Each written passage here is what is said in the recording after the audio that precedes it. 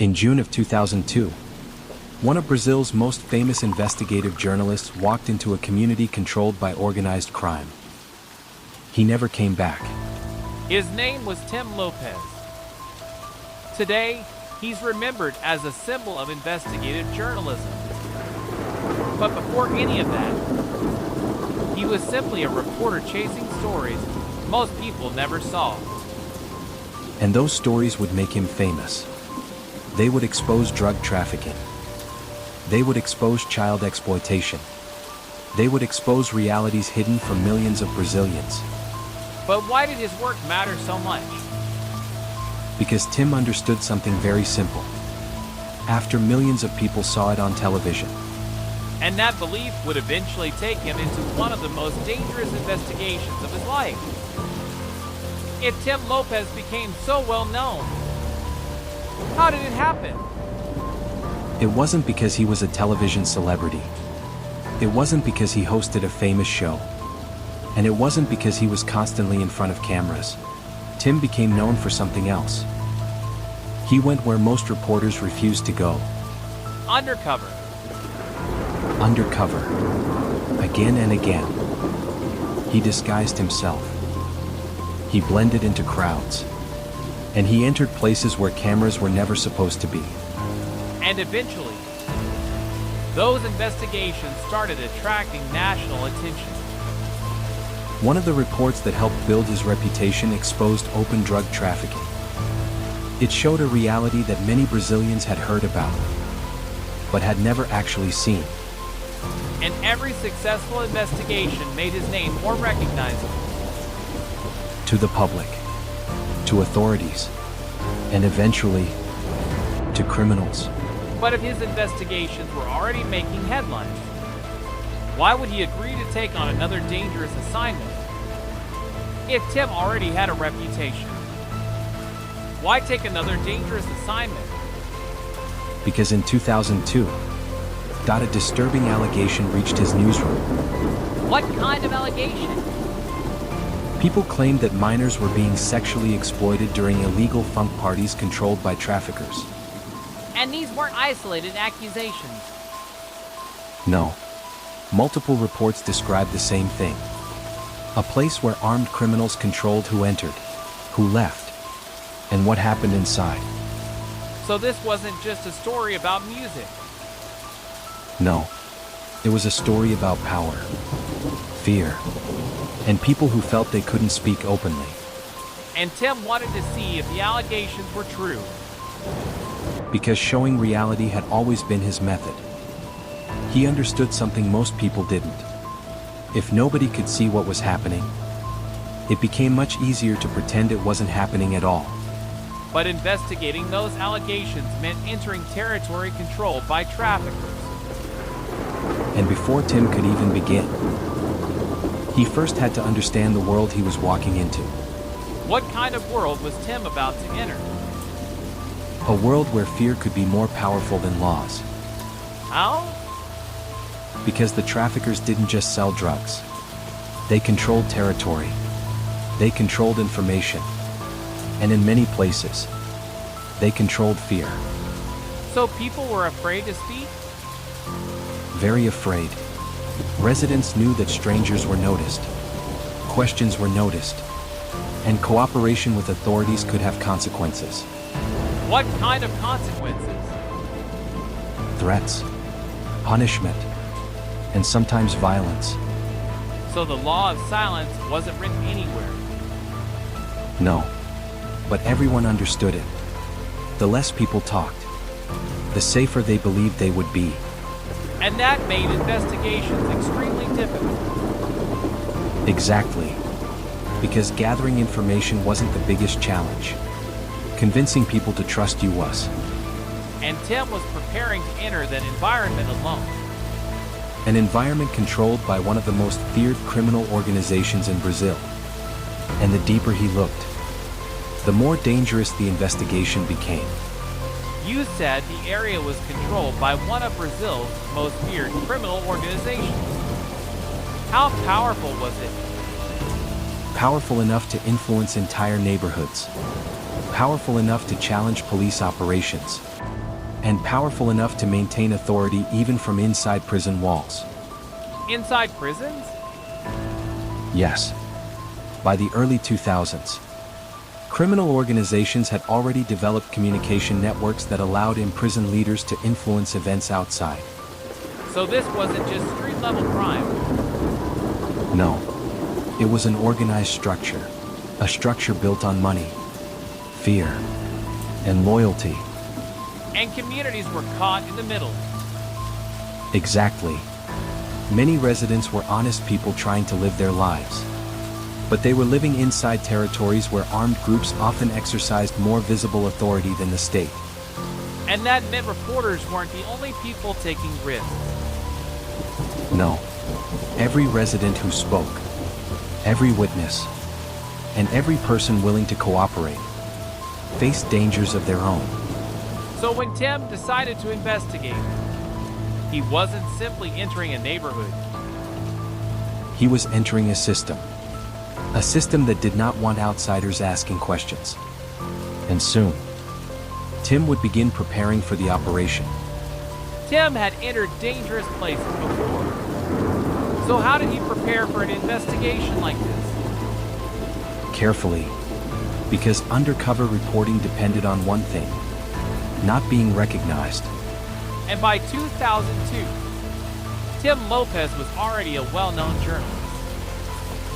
Which made the operation even more difficult.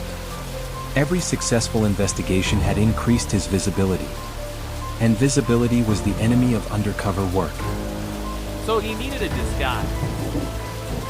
He did, as he had done before. He prepared equipment. He prepared a cover story. And he prepared himself to enter an environment controlled by armed traffickers. Did he know the risks? Absolutely. The danger wasn't a secret.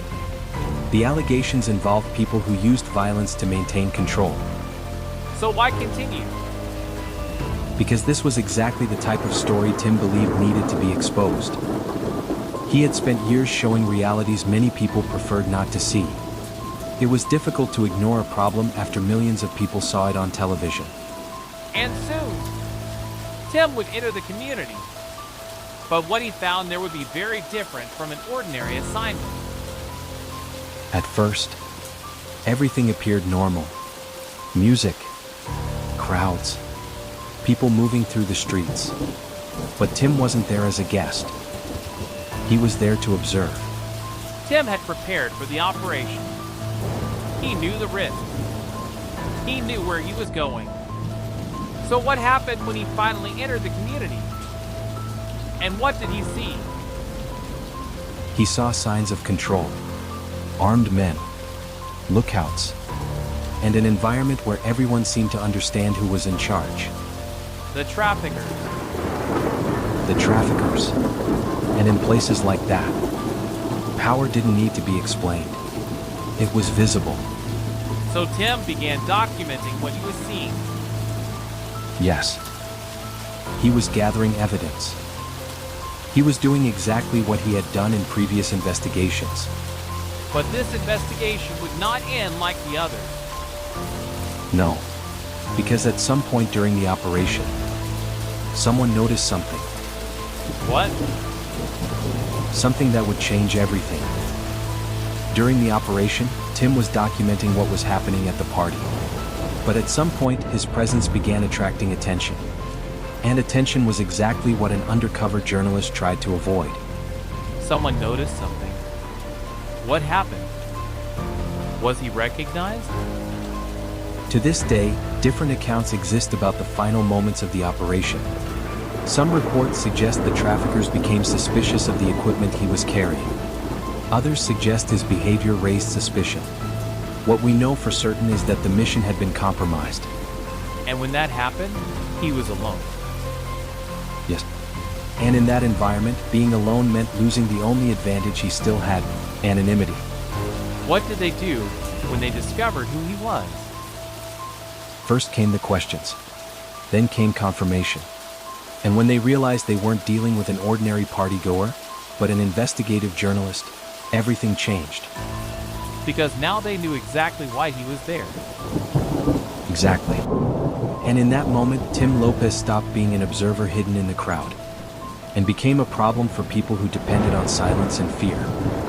And that was when the investigation ended. No, that was when the nightmare began. Tim was captured by the criminals who controlled the area. From that moment on, he was no longer a journalist investigating a story. He had become part of it. And who controlled that territory? A trafficker known as Elias Maluco. At the time, he was one of the most feared criminals in Rio de Janeiro. Why? Because his reputation was built on violence, fear, and constant demonstrations of power. So they discovered who he was. What happened next? So when Tim was identified, the information quickly reached people above the men who captured him. And in that system, important decisions were not made by street-level soldiers. they moved up the chain of command. Exactly. And before long, the news reached Elias Maluco, The man who now controlled Tim Lopes' fate. because Tim wasn't just observing. He was gathering evidence. And evidence could attract something traffickers wanted to avoid. The police. But there's one thing I still don't understand. Why was a journalist considered such a threat? The police, the media, public opinion, and millions of people watching the same story. So the problem wasn't just him, No, the problem was what would happen after the report aired. because now the entire country could see it. Exactly. Tim had built his career exposing realities many people preferred to ignore. And criminals who depended on silence understood the danger of that very well. It was difficult to ignore a problem after millions of people saw it on television. And that was Tim Lopes' greatest strength. He turned isolated accusations into national conversations. So when Elias Maluco learned who had been captured, He didn't just see a man. He saw a threat to the power he exercised over that territory. His real name was Elias Pereira de Silva, but very few people knew him by that name. Most knew him by a nickname that said everything about his reputation: Elias Maluco. In Portuguese, that roughly translates to Crazy Elias. so who was Elias Maluco? A nickname that already sounds like a warning. And for many people, that's exactly what it was. A warning. A name associated with fear. How did he gain that kind of power? Through violence, through intimidation, and through a willingness to do things other people would never do. In the world of organized crime, reputation was a form of power. And Elias built his reputation by making sure everyone knew what he was capable of. So people feared him. Very much. Residents, rivals, even members of his own criminal organization. Because nobody knew how far he was willing to go. Exactly. And this was the man who had just received news that a famous investigative journalist had been captured inside his territory. So Elias Maluco received the news.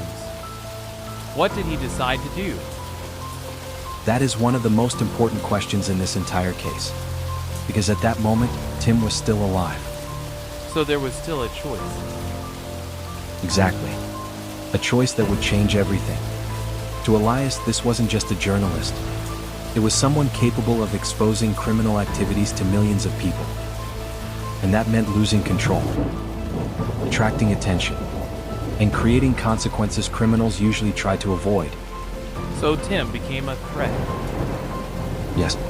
And within that criminal mindset, threats had to be eliminated. Even if that meant attacking a journalist known across the country. Yes. Because people like Elias didn't make decisions thinking about future headlines. They made decisions based on the power they held at that moment. And at that moment, Tim Lopes was completely under their control. Yes. And the worst was yet to come. In many areas controlled by organized crime at the time, there was something residents and criminals referred to as a traffic court. A court? So Tim Lopes' fate was being decided. But how were these decisions made? Not a real court. There was no judge. No defense. No rights. It was simply a group of criminals deciding the fate of other people. And Tim found himself before that system. Yes, a system built on fear, obedience, and demonstrations of power. So the decision wasn't only about Tim. No, it was also a message. A demonstration of power aimed at anyone who might consider challenging that organization. And that's when Elias made his final decision. Yes, the decision he believed would protect his operation. The decision he believed would protect his power. But ironically, that same decision would end up producing the exact opposite effect.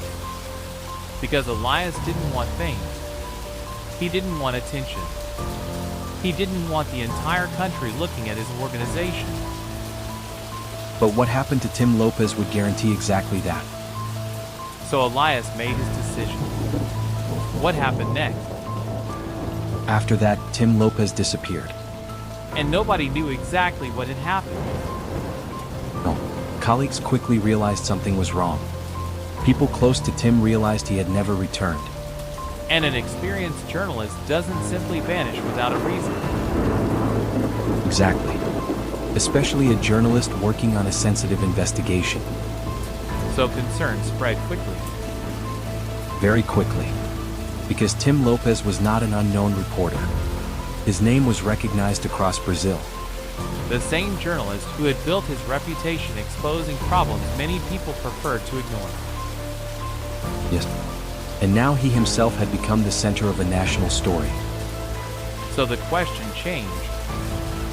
It was no longer, what was Tim investigating? Now it was, where is Tim Lopes? And that question would soon mobilize journalists, police officers, authorities, and millions of Brazilians. Because fear was part of everyday life. In communities controlled by criminal organizations, people understood the risks of speaking openly. What kind of risks? Retaliation, threats, violence, and sometimes far worse. If so many people live there, why didn't someone simply tell the police what had happened? The traffickers didn't maintain control only with weapons. They maintained control by convincing people that silence was safer than speaking. So witnesses were afraid. Extremely afraid. Many residents knew things. But knowing something and being willing to say were very different things. Because people had families. Families, children, jobs, lives they were trying to protect. And the traffickers knew that. They did. Which is why organizations like that often survived for years. Fear became one of their most effective weapons. So while the entire country was asking where Tim Lopes was, the people who knew the most were often the people least able to speak. Investigators began piecing together Tim's final movements. They knew where he had gone. They knew what he had been investigating. And little by little, attention focused on the criminals controlling that area. So the country wanted answers. What happened next, including Elias Maluco? Including Elias Maluco.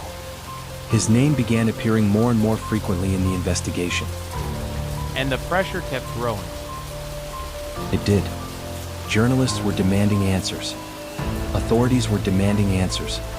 The public was demanding answers. Because this wasn't just another crime anymore. No, this had become a national story. And every day without answers increased the pressure on everyone involved. Yes. And soon one thing became clear. Finding him would not be easy. He understood how police investigations worked. He knew people were looking for him. And he intended to stay one step ahead for as long as possible. So investigators started looking for Elias. But now something had changed. Exactly. The attention Elias had spent years avoiding was now focused directly on him. Elias knew the investigation was closing in. And once he realized that, he began moving. Hiding. Hiding. Changing locations. Relying on people willing to protect him. If everyone was looking for Elias, why wasn't he arrested immediately, so he wasn't acting alone? Exactly. Every time investigators got closer, there was always the possibility that someone would alert him first. So the man at the center of the most important investigation in Brazil was still free. Yes. And every day he remained free increased public frustration. Because people wanted justice. They wanted justice. They wanted answers. And most of all, they wanted to know whether the people responsible would ever be held accountable. No fugitive remains invisible forever. Eventually someone talks. Someone makes a mistake. Someone notices something. And investigators were waiting for that moment. So how did investigators finally find him? After years on the run, Elias Maluco was finally located. Years. The man who believed he could escape justice forever had finally run out of places to hide. And when he was arrested, it was national news. Because for many Brazilians, the capture represented something bigger than one criminal. It represented the possibility of accountability. Exactly. The possibility that the people responsible for Tim Lopes' death would finally face justice. Now came the part many people had been waiting for. The justice system, the trials, and the question of accountability. Because capturing someone is one thing, convicting them is another. So Elias had finally been captured. What happened next? Exactly. Investigators had spent years building the case. Now prosecutors would have to present it. And the country was watching. Very closely. Because this case had become much bigger than a single murder investigation. It had become a test. A test of whether a powerful criminal organization could be held accountable. And what was the outcome? Elias Maluco was convicted. The man who once believed fear would protect him. Now facing consequences he could no longer escape. That's where this story becomes bigger than one crime. Because Tim Lopes didn't just leave behind headlines. He left behind questions. Questions about public safety. Questions about organized crime. And questions about the risks journalists face while exposing the truth. So justice had finally caught up with Elias. But what about Tim's legacy? His death forced people to confront those questions. Exactly.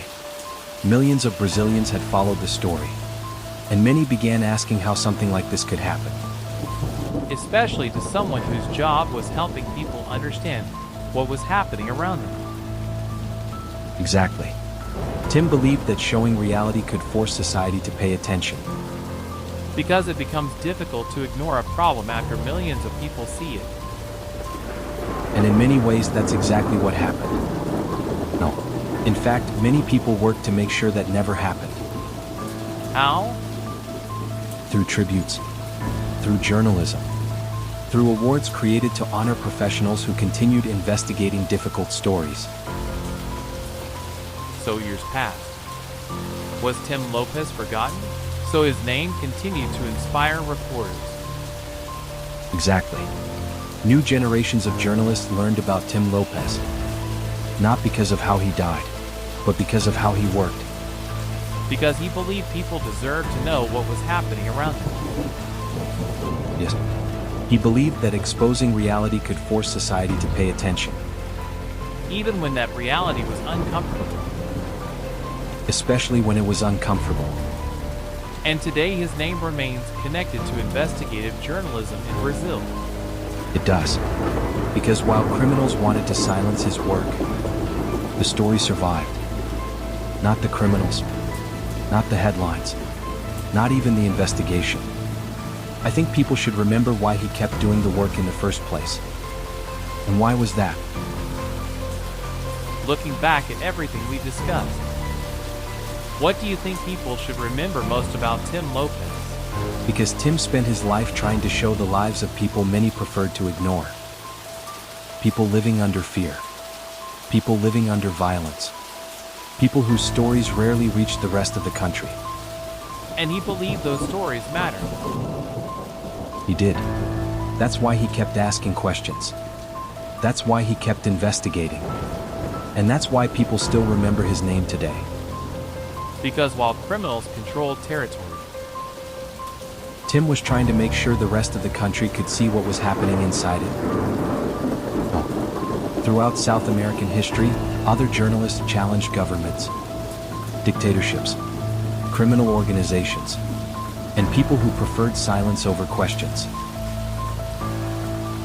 and Tim Lopes wasn't the only journalist to confront powerful people while trying to expose the truth. Some survived, others didn't. But all of them left something behind. The truth they were trying to reveal. And maybe that's why these stories continue to be told. And the next file? Because forgetting would be much easier for those who wanted them hidden. In 2014, 43 students boarded buses in Mexico. They planned to return home. They never did. 43 people simply disappeared? 43. And years later, families are still searching for answers. What happened that night? SATC File number 005.